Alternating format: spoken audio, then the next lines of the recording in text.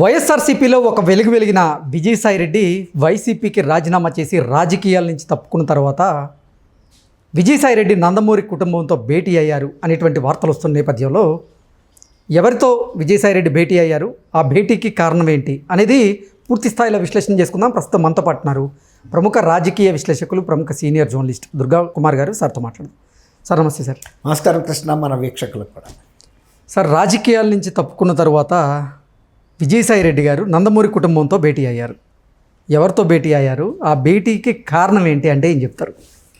విజయసాయిరెడ్డి గారు రాజీనామా చేయకముందు ఒక మనిషి, రాజీనామా చేసిన తర్వాత వేరే మనిషి. చాలా తేడా ఉంటుంది అప్పటికి ఇప్పటికి ప్రవర్తనలో. అది మనం ఎక్కడ గమనించవచ్చు అంటే, ఆగర్భ శత్రువుగా భావిస్తున్న షర్మిల దగ్గరికి వెళ్ళి ఆయన 3 గంటల సేపు మాట్లాడాడంటేనే ఆయన వైఖరిలో ఎంత తీవ్రమైన మార్పు వచ్చింది, ఆయన దృక్పథంలో ఎంత మార్పు వచ్చింది, ఆయన మానవ సంబంధాలతోనూ సామాజిక సంబంధాల్లో ఎంత మార్పు వచ్చింది అన్నదానికి గొప్ప ఉదాహరణగా చెప్పొచ్చు. ఎందుకంటే ఆయన అంతకుముందు రోజు వరకు జగన్మోహన్ రెడ్డితో ఎంత అంట కాగాడో, జగన్మోహన్ రెడ్డికి తీవ్రమైన శత్రువుగా భావించే షర్మిలతో కూడా వెంటనే తన సంబంధాలని పునరుద్ధరించుకున్నాడు. అది చిన్న విషయం కాదు. తను షర్మిల గారి వేషధారణ మీద, వ్యక్తిత్వం మీద కూడా జగన్మోహన్ రెడ్డి ఎంత దారుణమైన కామెంట్లు చేశాడో అంత కామెంట్లు చేశాడు. ఎవరైనా వెనకటికి ఒక సామెత ఉంది కృష్ణ, మొగుడు అంటే ముష్టికొచ్చినాడు మాట్లాడని. అట్లాగే కుటుంబ సభ్యుల్లో ఎవరికి వాళ్ళు ఏ మాట అయినా అనొచ్చు, కానీ బయట వ్యక్తులు కుటుంబ సభ్యులను అనకూడదు. ఆ పరిధుల్ని విజయసాయిరెడ్డి దాటాడు. దాటినందుకే ఆయన దాన్ని సరి చేసుకోవటం కోసమే షర్మిల గారితో సమావేశం అయ్యి, నాకు వ్యక్తిగతంగా నీతో తగాదా పెట్టుకోవాల్సిన అవసరం లేదమ్మా, నువ్వు జగన్మోహన్ రెడ్డి మూలాన ఎంత అన్యాయానికి గురయ్యావో, ఎంత అవమానాలకు గురయ్యావో, ఎంత నిరాదరణకు గురయ్యావో, నా పరిస్థితి కూడా అది. నువ్వు బయటికి చెప్పుకున్నావు, నేను చెప్పుకోలేకపోయాను. ఇవాళ నేను అంత తట్టుకోలేకే బయటకు వచ్చా కాబట్టి ఇవాళ నా మనసు విప్పి చెప్పుకోగలిగిన వ్యక్తివి. 3 తరాలతో మీ కుటుంబంతో నాకున్న అనుబంధం వలన నేను కొంత మౌనం వహించానే తప్ప నీకు జరిగిన అన్యాయంలో చేయగలిగింది కూడా ఏం లేదు. తను ఎవరి మాట వినడం, డబ్బు విషయంలో అసలు వినడు. చాలామంది అనుకుంటున్నారు, ఆఖరికి నువ్వు కూడా అన్నావు నేను దొంగ సాక్ష్యం చెప్పాను. నేను నిజమైన సాక్ష్యం ప్రజల ముందు చెప్పినా ఆయన వింటాడని నువ్వు అనుకుంటున్నావా? ఇప్పుడు నీ మీద, విజయమ్మ తల్లి మీద కూడా కోర్టులో ఆయన ట్రిబ్యునల్కి వెళ్ళి కేసులు వేశాడు, మీకు ఇచ్చిన షేర్లు ఉపసంహరించమని. డబ్బు దగ్గర మాత్రం జగన్మోహన్ రెడ్డి మీకు తెలియని వ్యక్తి కాదు. అలాగే నా సహాయం జగన్మోహన్ రెడ్డి పొందాడే తప్ప జగన్మోహన్ రెడ్డి వాళ్ళ నేను కష్టాల్లో ఉంటే నన్ను ఆయన ఆదరించే పరిస్థితి నాకు కనపడలేదు. అనేక సంఘటనలు జరిగినాయి, నేను మౌనంగా వహించే, ఎందుకంటే బయటకు వస్తే నా పరిస్థితి ఇంకా బలహీనపడుతుందని. కానీ ఆయనతో ఉన్నా కూడా నా పరిస్థితి మెరుగుపడే పరిస్థితి కనపడకే నేను ఇవాళ బయటకు వచ్చానని స్పష్టంగా ఆయనకు చెప్పడం కోసమే 3 గంటల సమయాన్ని తీసుకుని ఆత్మీయంగా మనసు విప్పి మాట్లాడుకున్నాడు. అట్లాగే ఇప్పుడు మీరు అడిగారు నందమూరి కుటుంబంతో అని. ఇప్పుడు మీకు తెలియని విషయం కాదు, గతంలో తారక రత్న గారు చనిపోయినప్పుడు కూడా 4-5 రోజుల పాటు ఆయనకు జరిగినటువంటి అంత్యక్రియలు అలాంటి కార్యక్రమాలన్నింటిలోనూ విజయసాయిరెడ్డి గారు తారకరత్న భార్య అలేఖ్యకి బాబాయ్ వరుసకు అవుతాడు. తర్వాత నందమూరి తారకరత్న అలేఖ్య ప్రేమించుకున్న టైంలో కూడా మోహన్ కృష్ణ గారు కానీ నందమూరి కుటుంబం వాళ్ళు కూడా పెద్దగా సహకరించలేదు. అంటే వాళ్ళకి ఇష్టం లేదు ఈ మ్యారేజ్. అలాంటి టైంలో అలేఖ్య గారే చెప్పింది ఒక సందర్భంలో, మా బాబాయ్ అవుతారు విజయసాయిరెడ్డి, ఆ రోజు నాకు ఆయన నైతిక మద్దతు ఇచ్చాడు అని. ఆ తర్వాత మ్యారేజ్ అయింది, వాళ్ళు బాగానే ఉంటున్నారు. దురదృష్టవశాత్తు ఆయన తీవ్రమైన హార్ట్ అటాక్తో చనిపోవటం, నందమూరి కుటుంబం కానీ నారా కుటుంబం కానీ తెలుగుదేశం వర్గాలు కూడా షాక్కు గురైనవి. ఆ షాక్కు గురైన సందర్భంలో అప్పుడు ఈయన వైఎస్ఆర్సీపీలో తీవ్రంగా తెలుగుదేశం నాయకుల మీద, చంద్రబాబు గారి మీద కూడా బాగా వ్యాఖ్యలు చేస్తున్నాడు ట్విట్టర్లో. ఈయన ట్విట్టర్ స్పెషలిస్టు.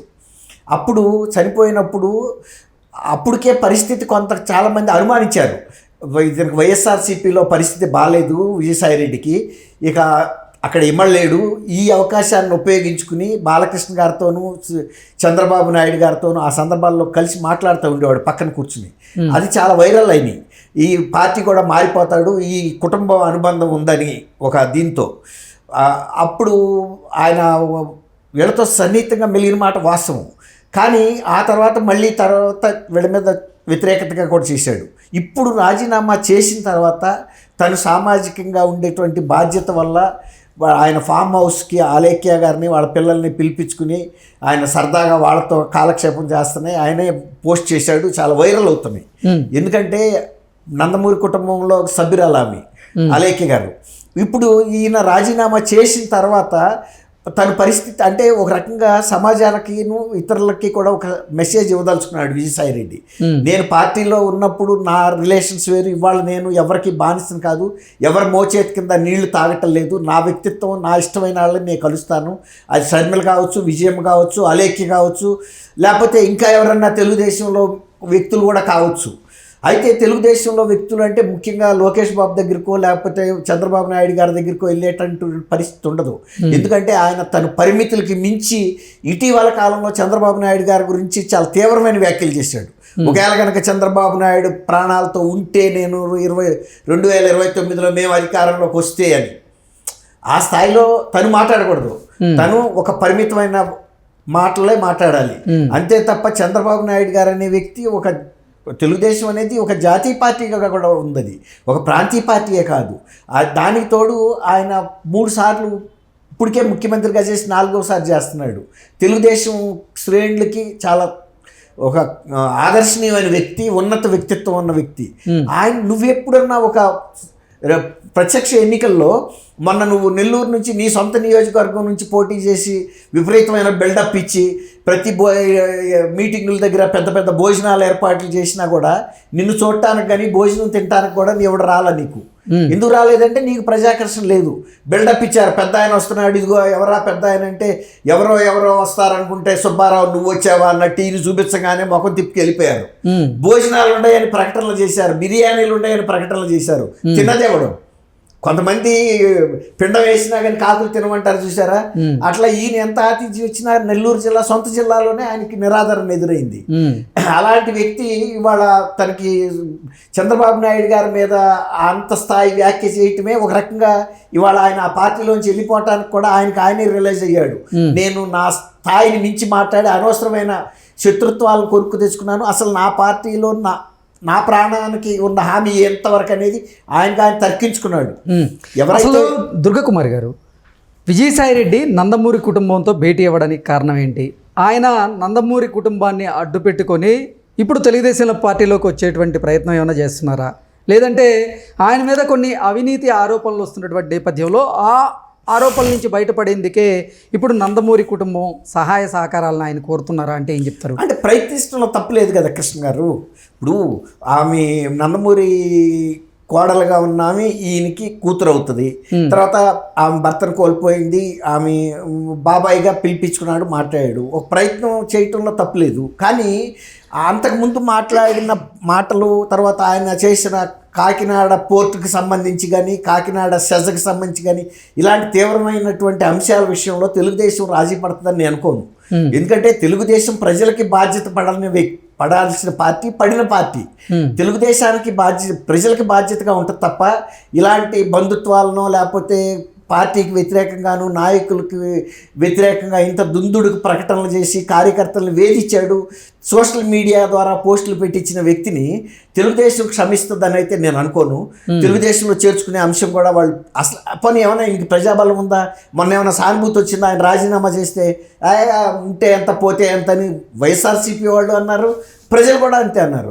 ఎందుకంటే ఆయన ఎప్పుడు ప్రజలకు సంబంధించిన సంక్షేమం గురించి మాట్లాడిన వ్యక్తి కాదు. కేవలం జగన్మోహన్ రెడ్డికి విధేయుడై బతికాడే తప్ప ప్రజలకు సంబంధించిన అంశాల మీద మాట్లాడలేదు. తర్వాత ప్రతిపక్షాల మీద కూడా ఇటువంటి అవాకులు చవాకులు పేలటంలోనే ఆయన సిద్ధహస్తుడు తప్ప ప్రజలతో చూశారు కదా మీరు. మొన్న లోక్సభకు పోటీ చేసినప్పుడు ఆయన్ని కింద నుంచి ఎంత లేపి పెద్ద మనిషి అని పెద్ద ఆయన వస్తున్నాడని బిల్డప్ ఇస్తే కూడా ఎవడో డేకినాడు లేడు. ఓకే, కాబట్టి లేని పెద్దరికాన్ని ఆయన ఆపాదించుకున్న జనం ఆయన్ని గౌరవిస్తారు. అట్లాగే తెలుగుదేశం కనుక ఆయన ఆదరిస్తే కూడా తెలుగుదేశం ప్రతిష్టకు భంగం కలుగుతుందని నేను వ్యక్తిగతంగా అనుకుంటున్నాను. Okay sir, thank you so much అండి. Thank you Krishna. మన వీక్షకులు కూడా నమస్కారం.